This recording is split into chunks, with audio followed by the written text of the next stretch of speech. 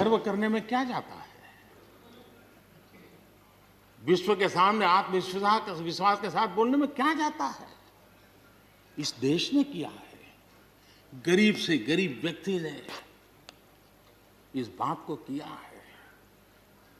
उन समय social media में देखा होगा, फुटपाथ पर एक छोटी झोपड़ी लगा करके बैठी हुई एक बूढ़ी मां, वो भी घर के बाप की झोपड़ी के बाहर दिया जला करके भारत के सुख के लिए कामना करते।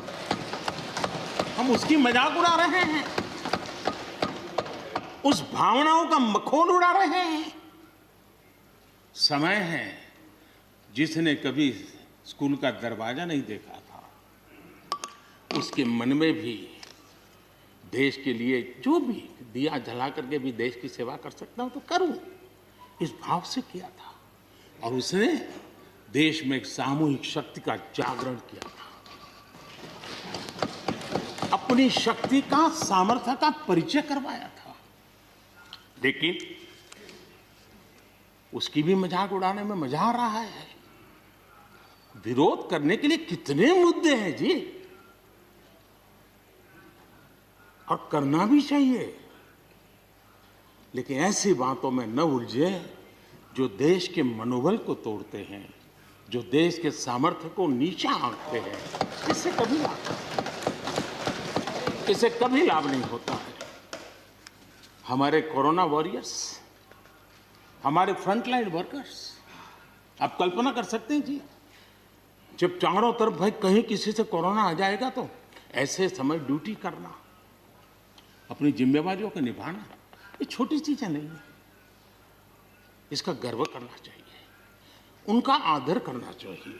और इन सब के प्रयासों का परिणाम है कि देश ने आज ये करके दिखाया। हम जरा भूतकाल की तरफ देखें, ये आलोचना के लिए नहीं है, उन स्थितियों को हमने जिया है। कभी चेचक की बात होती थी, कितना भय फैल जाता था, पोलियो कितना डरावना लगता था, उसकी वैक्सीन पाने के लिए क्या क्या मेहनत करनी पड़ती थी, कितनी तकलीफें उठानी पड़ती थी। मिलेगा, कब मिलेगा, कितना मिलेगा, कैसे मिलेगा, कैसे लगाएंगे, एक दिन हमने बिताए हैं। ऐसी स्थिति में उन दिनों को अगर याद करें तो पता चलेगा कि आज जिनको थर्ड वर्ल्ड कंट्रीज में गिना जाता है, वो देश मानव जात के कल्याण के लिए वैक्सीन लेकर के आ जाए। इतने कम समय में मिशन मोड में हमारे वैज्ञानिक भी जुटे रहे। ये मानव जात के इतिहास में भारत के योगदान एक गौरवपूर्ण गाथा है। इसका हम गौरव करें और उसी में से एक नए आत्मविश्वास की प्रेरणा भी जगती है। हमने उस नए आत्मविश्वास की प्रेरणा को जगाने के ऐसे प्रयासों को आज देश गर्व कर सकता है कि दुनिया का सबसे बड़ा टीकाकरण अभियान इसी मेरे देश में चल रहा है। विश्व में तेज गति से टीकाकरण आज कहीं हो रहा है तो इसी हम सब की मां भारती के गोद में हो रहा है। और भारत का ये सामर्थ्य कहां नहीं पहुंचा है। आज कोरोना ने भारत को दुनिया के साथ रिश्तों में एक नई ताकत दी है। जब शुरुआत में कौन सी दवाई काम करेगी, वैक्सीन नहीं थी, तो सारा विश्व का ध्यान भारत की दवाइयों पर गया। विश्व में फार्मेसी के हब के रूप में भारत उभर करके आया। 150 देशों में दवाई पहुंचाने का काम उस संकट काल में भी इस देश ने किया है। मानव जात की रक्षा के लिए हम पीछे नहीं। इतना ही नहीं, इन समय वैक्सीन के संबंध में भी विश्व बड़े गर्व के साथ कहता है कि हमारे पास भारत की वैक्सीन आ गई है, हमारे पास भारत की वैक्सीन आ गई है।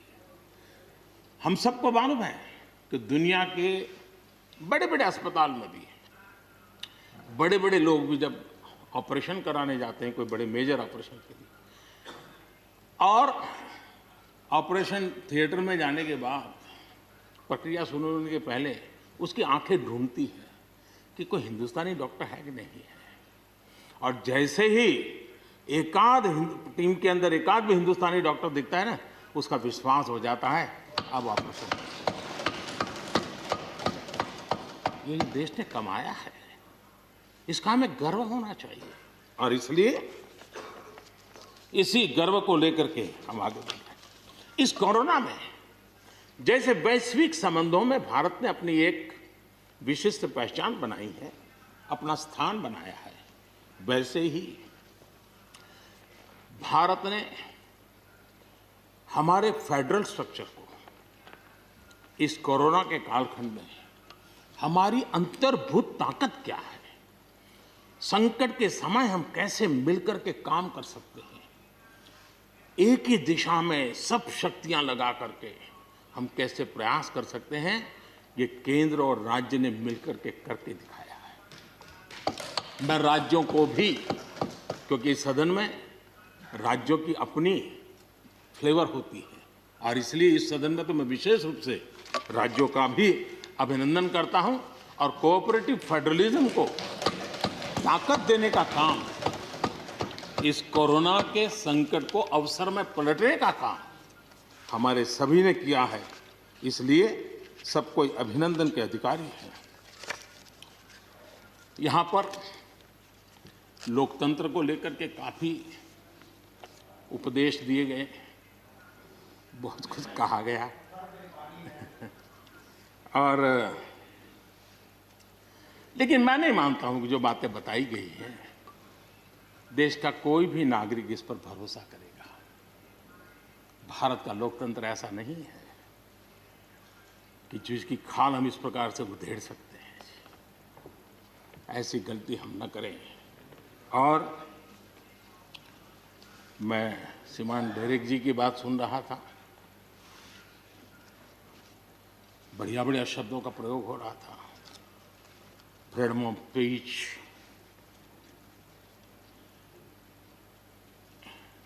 इंटिमिडेशन, हाउडिंग। जब शब्द सुन रहा था तो लग रहा था कि अब बंगाल की बात बता रहे हैं कि देश की बता रहे हैं।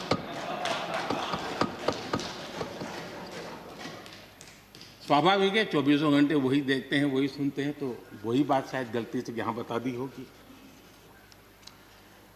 कांग्रेस के हमारे बाजवा साहब भी काफ़ी अच्छा बता रहे थे इस बार, और इतना लंबा खींच करके बता रहे थे तो मुझे लग रहा था बस आप थोड़ी देर में ये इमरजेंसी तक पहुंच जाएंगे।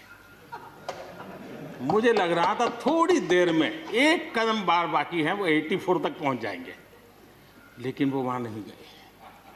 खैर, कांग्रेस देश को बहुत निराश करती है, आपने भी निराश कर दिया।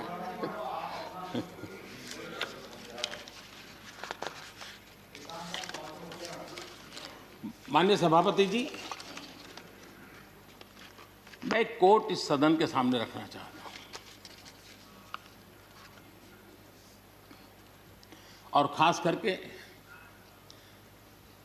लोकतंत्र पर जो लोग शक उठाते हैं, भारत की मूलभूत शक्ति पर जो शक उठाते हैं, उनको तो मैं विशेष आग्रह से कहूंगा कि इसको समझने का प्रयास करें।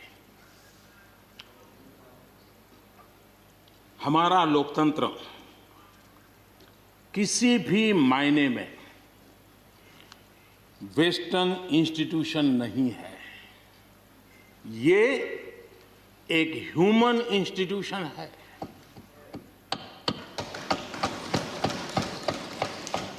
भारत का इतिहास लोकतांत्रिक संस्थानों के उदाहरणों से भरा पड़ा है। प्राचीन भारत में 81 गणतंत्रों का वर्णन हमें मिलता है। आज देशवासियों को भारत के राष्ट्रवाद पर चौतरफा हो रहे हमले से आगाह करना जरूरी है।